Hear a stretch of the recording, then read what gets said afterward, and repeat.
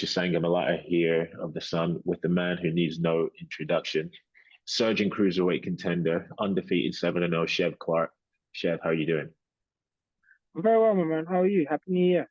Happy New Year. Yeah, it's been a decent Happy New Year. But I was gonna ask you actually, how's training camp been knowing that you were uh gonna fight in January, having to restrict the calories during the festive season, if you know what I mean. Just it's just been a normal training camp, man. Like I'm a professional. Mhm. I never had to I ain't had to restrict nothing, you know. I've done my apprenticeship as an amateur, an elite amateur, been to the Olympics. So like it's just like this is what we do. Yeah. It's like people going to work and say, "Oh, it's Christmas time. How do you feel working over Christmas?" What kind of questions that, man? That's true. That's a very valid point. I touched on it at the start of the interview. 7-0, perfect record at this moment in time. Obviously, you made your debut in 2022, but it's almost been like a bit of a whirlwind how active you've been and everything in that sense. So, how would you reflect on everything since turning pro? I'd have liked to have a few more fights, if I'm honest, especially last year. But how it goes. It's been okay. It's been all right. A lot of people would say, "Oh, gas it up a little bit more," but it's been okay. I've won, and for now the boxing people like me, so long may it continue. I know that you said you wish you would have fought a bit more last year, but in general, are you happy with your current trajectory and the progression that you've had? Yeah, I've leveled up each time I've fought. Obviously, I said yeah, I'd love to fight a little bit more frequently. A lot of people would say it's frequent, but when you know what you can do, and you know what you signed up for, it's what we do, man. Fair enough, fair enough. And one fight which I know is on everybody's lips, and obviously we're going to talk about the McCarthy fight, but on everybody's lips is the fight with Issac Chamberlain.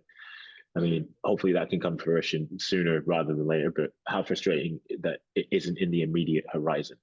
I've been mandatory for 8 months before Isaac got the belt, so to be fighting for another mandatory is kind of a bit mad, Yeah. considering I'm already mandatory. Don't make no sense, but I'm not the one that pulled those cards. And also, I think like people need to put some more respect on it and like Mm. realize I was mandatory after 6 fights for the British.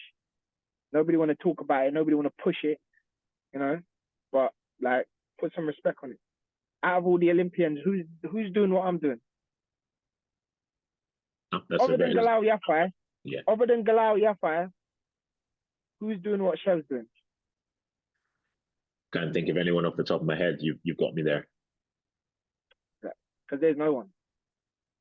And obviously, you're staying active with this fight with Tommy McCarthy.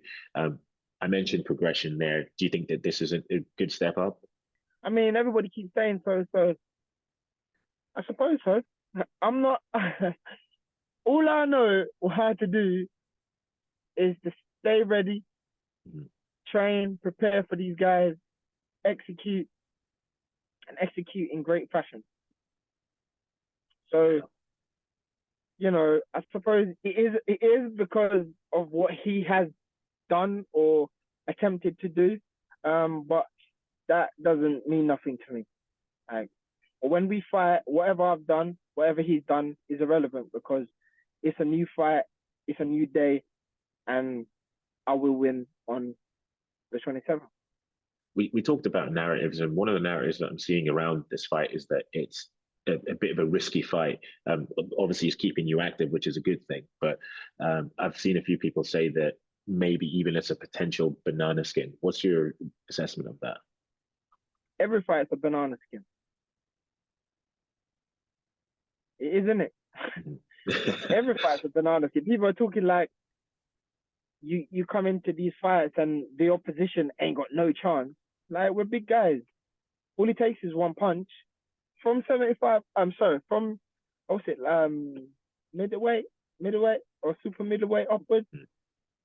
All it takes is one punch, man. So to That's say, oh, this is a banana skin, I think that's just like basic boxing talk. Like you don't really know what you're saying. Oh, this is a banana skin. Every fight's a banana skin. No, that's very true. That's very true. And one thing I wanted to ask you is that obviously you turned pro, and there's a lot of buzz about you. It's still, understandably, is a lot of buzz about you. How do you manage those expectations and not let them get to your head and just stay focused? You think there's a buzz about me? I ain't hear no buzz about me. I turned pro. I come out of the Olympics. Nobody knew about me when I came out of the Olympics. Well, I'd say among the hardcore of us, maybe not in the Yeah, maybe yeah, not in the like hard. mainstream. Yeah, hardcore people might know about me, but like when at the Olympics, it was. Uh, I don't feel there was a buzz. Like I just turned over and just chipped away, and now I'm here. Like I feel like there should be a buzz because, as I said, other than Galal, I'm the one that's like made the most progress in terms of being a professional. And is that chipping away mentality and just keeping your head down? Is that just what you're adopting now still? That's just that's just what I've done through life. That's how I was brought up. Mhm. Work hard, turn up, get the job done, and execute. One thing I wanted to ask you is that I can't think of any off the top of my head, but I think you're one of the most highest performing athletes who's a vegan. And as somebody who's been told to eat meat and you need to eat meat and or to be an elite athlete, it's pretty impressive to me. So talk about the narrative that is still being pushed out there that you need to be this meat eating machine to be an elite level athlete, because obviously you're disproving that. I mean, to be honest, I'm not disproving nothing. I haven't set out to disprove nothing. Most most Rastafarians, sorry, are vegan. It's a fact, and it's just a cult. Like, to be honest, yeah, I literally just went on this I set myself a goal every year. And it first started as like, for the year, I'm going to do vegan. I'm going to be a vegan.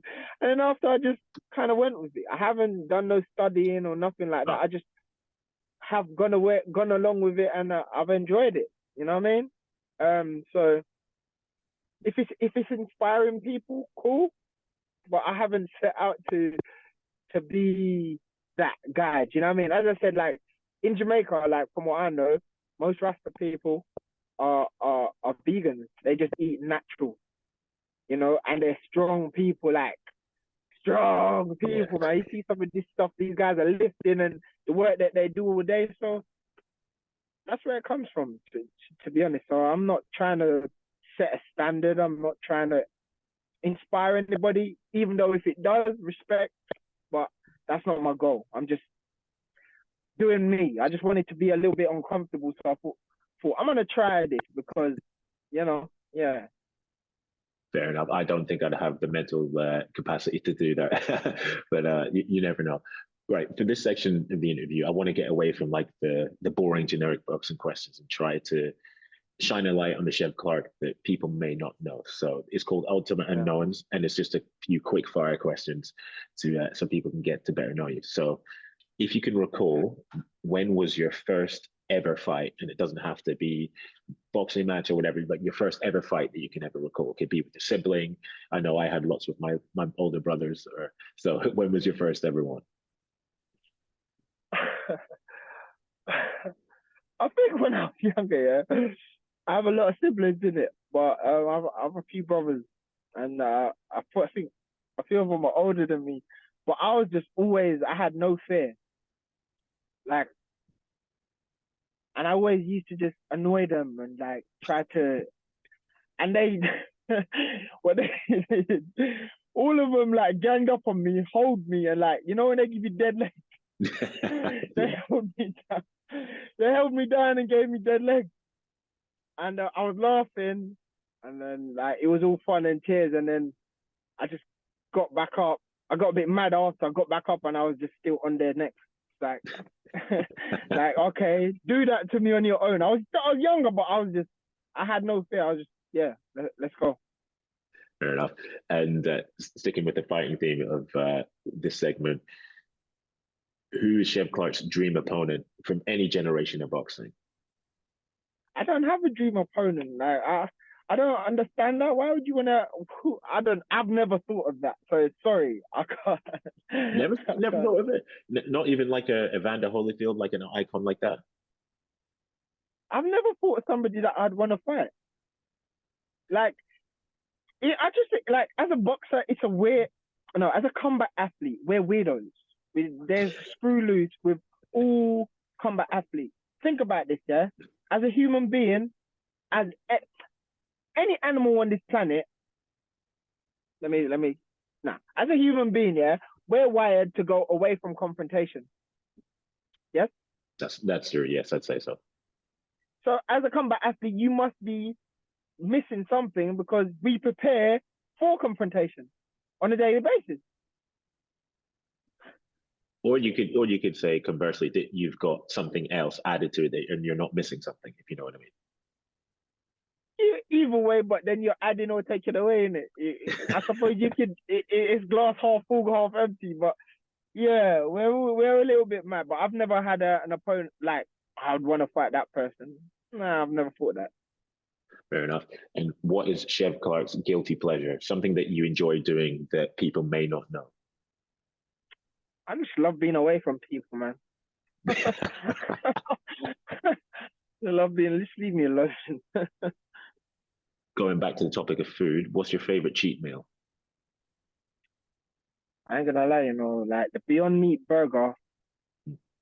That's the one right now. Beyond Meat with cheese, a little bit of, lettuce, a little bit of vegan, as I said, vegan cheese, tomatoes. Sometimes if I'm feeling a bit funky, give me a couple of them little things called is it not pickle, man? What's the things that look like Gherkins? cucumbers?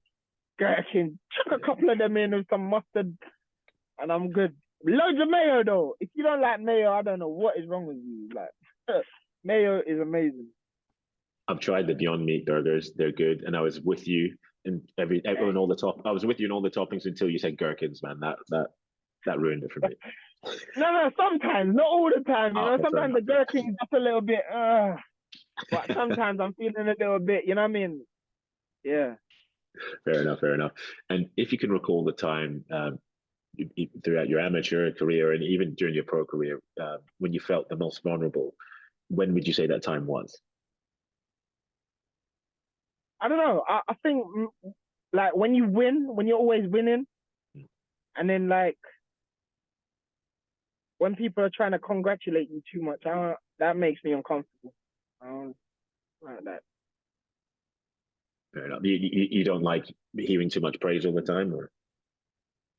Yeah. That makes me a little bit respectfully. Like I'm grateful for it, but I'm just like, okay, we've achieved that now. What next? Fair enough. That's a good mentality to have. Don't dwell on things for too long. Um, you touched on being active or wanting to be more active last year. Ideally, how active do you want to be this year, and what you have hoped to have achieved by the end of 2024? I'd like to have definitely 4 fights this year by the end of December. Um, get a couple more. Just get a bit more experience with the rounds, and then of course win my British. Possibly defend it, and we'll see what goes from there. And final one from me. Stylistically, how do you foresee the fight with Tommy McCarthy playing out? Don't know. They say styles make fights, right? Yeah. This is the thing. You can plan all you want. You can sit here and say I'm gonna do this, I'm gonna do that. But when a man's in front of you, and you have to think on your feet, like that's when you really see a person. You can talk all you want. You can talk all you want. Outside the room, you can talk all you want. But it's when you're in there, you find out who you really are. And if you're really, really about it, So we'll see.